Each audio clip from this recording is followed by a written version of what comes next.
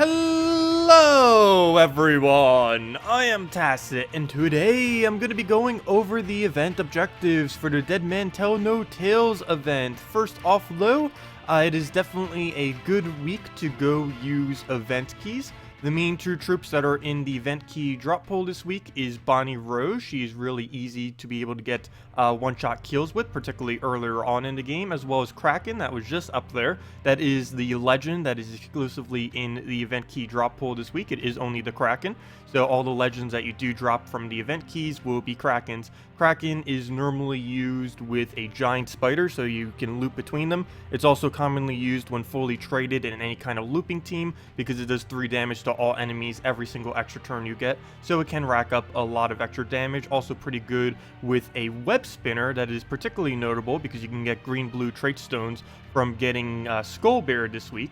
So you would actually be able to get all of the traits for web spinner, and then you can pair that with a Kraken as well. But let's go now over to the actual bonuses and everything that we need to do.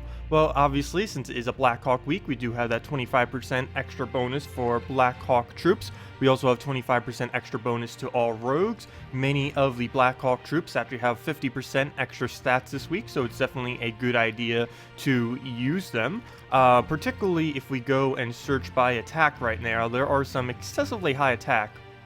Rogues in general tend to have relatively high, as well as just Blackhawk in general. But with these 50% extra bonuses, you can see Bonnie Rose has a base attack of 50 this week, or at least mine. It'll still most likely be your highest though as well as Captain Skullbeard, the one that just came through the event, also has a relatively high attack, more so than what you would normally expect from a general week.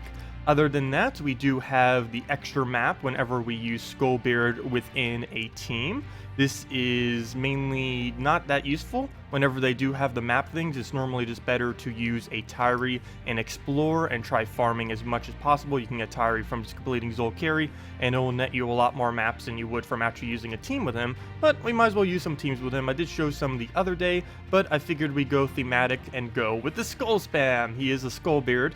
He is called Skullbeard. Might as well use him with a Bone Dragon. One pretty nice thing about using him with a Bone Dragon, or if you use him with Keeper of Souls and other Skull Spammer that you can use, that is that he actually has the Undead bonus, Undead Bond, and that will help out particularly well with Bone Dragon, since it does have a relatively low HP, and that will kind of offset the fact that he does have such a low HP. But for the most part, we're just going to want to go for purples, browns, or if we can't take either of those, we'll want to get Skullbeard up on mana, as he will be able to give us a lot of explosions to get all the rest of mana we need. Looks like we're getting a split on pretty much everything. Hate when that happens. Always a little bit annoying when you can't focus down a single mana, but we did somehow get the Goblin Rocket without really even trying. Gonna need to look for a drop somewheres.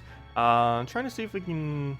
I'm just going to explode this for our Bone Dragon mana, so we'll get all of our mana from there. I was going to go for the reds, but it's definitely more important to just throw this down. So we'll throw that down. Didn't want to risk it on the 18 just in case that wasn't enough. Get a little bit of that down. Unfortunately, the Goblin Rocket did get in our way a little bit and started hitting their armors, reducing them to the point where it wasn't as viable to really use a Bone Dragon on one of them. But pretty much every single time we'll get some kind of mana up. We can always use a Goblin Rocket to get the little bit of mana that he does not get. We'll just throw it all the way to... I guess we'll just throw it all the way to the edge over here. Not really anything we need to particularly target with that kind of board. So we'll just throw this down, get our explosions, get our mana back. That will definitely be enough for our Bone Dragon, and we can recast that again. We even get a nice skull off of it. And it does get some brown. It doesn't use it, but it is going to get some HP, though. Never mind, it's going to take the skull instead. Nice, there was a skull pair available. So we'll aim at the last armor value that it has, throw down our Goblin Rocket into some kind of damage. Actually, we already won. Never mind, we don't even need to bother with that. So we just throw down Goblin Rocket wherever, and that is the match right there. Also, we'll pretty much always get max gold when using this team, as both of them do have Greedy if you happen to have their second trait, which will definitely bring it to max. Even without Greedy, it'll probably still bring it to max due to all of the extra turns that we will be getting. But yeah, that is Skullbeard with a bunch of skulls. We do get that extra map right there from completing the battle. Not really worth it, as the map accumulation, you do end up naturally accumulating a bunch. And of course, you can just do Tyree to get over 20 per hour, which you don't really need to bother using him. But he is pretty strong this week, so I guess it's just some free maps. Other than that, though, we also get bonuses from using maps. We will be able to get a bunch of gold, gems, as well as a little Johnny this week. It does take quite a few of maps to have to do. But out of any week that does have these kind of map bonuses where you do gain event gems for particularly doing maps, it is worth doing maps on this week. Normally I say that maps aren't really the best of values unless you're a newer player because it doesn't level you, so it allows you to get resources without leveling.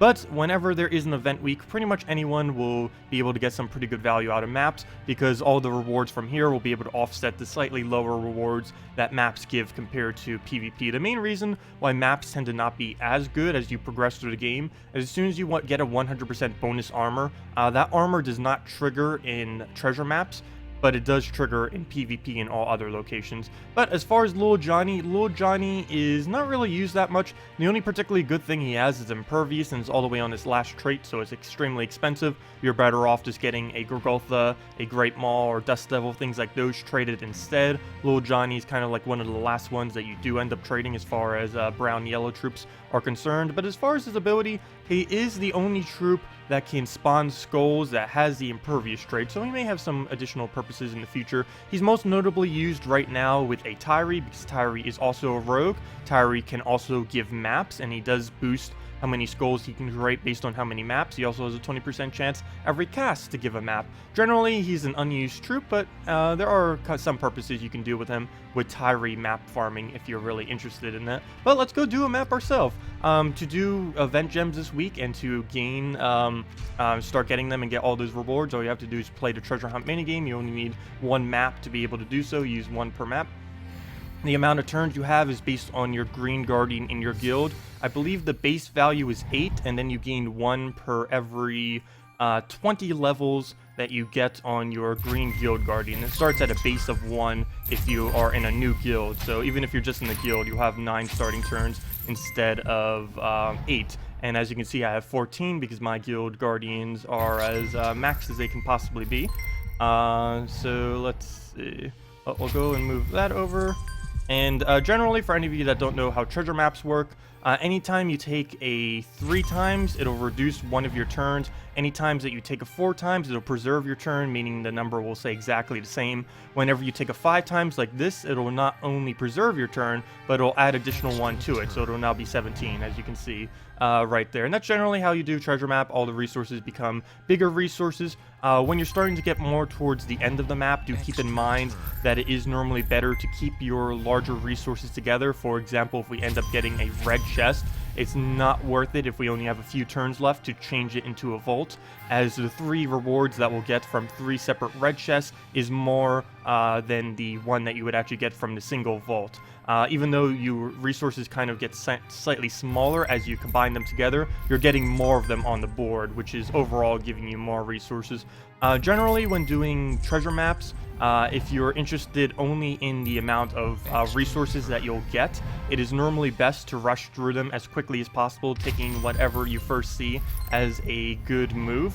This is mainly because if you spend an excessively long amount of time on treasure maps, while they are fun and a nice little break to normal combat, their amount of resources that they would give for trying to commit to a long map normally isn't worth just spending your time in PvP and other areas of the game. But it's a nice little break. A lot of people do tend to play treasure map more so just for the fun. It's also really good if you are a lower level, as I mentioned earlier, as this is the only way you can gain a lot of resources without really leveling yourself, other than doing being just in the guild or other purchases or stuff. But as far as not doing any of that, as far as like actually playing the game, treasure maps will not give you any XP, so you can farm up as much as you want. If you find you're losing in PvP a lot or any other aspect of the game, you can just start doing some maps and start accumulating your resources so you're at more on par with your troops and everything else. You're leveling your traits compared to other people around you. So it's a nice little break to kind of get those last little resources that you may need to upgrade something. One slightly good or bad thing, depending on how you look at it, is the trait stones that you get from completing out. Well, we get one trait stone every single 15 turns. We're also getting 1 event gem every 10. But the trait stones that you do obtain from this are completely random. They're not based on any kingdom. They're not based on anything. It can drop any trait stone within the entire game. This is good because, well, you can get any trait stone from this. It's bad because it has no focus, and if you're trying to do treasure maps for one specific trait stone of any kind, you're never going to get it for the most part. You could do treasure maps for an hour and not get one of the specific one that you need. Normally explore is what's used for that, or just waiting to use your glory on a specific event week. But we are starting to come down towards the end of this map. One thing to note is you should try to target every single map you ever do, regardless of how good or bad it's going. You should try targeting for at least 60 turns. The main reason for this is at 60 turns you do gain some seals for completing out the map.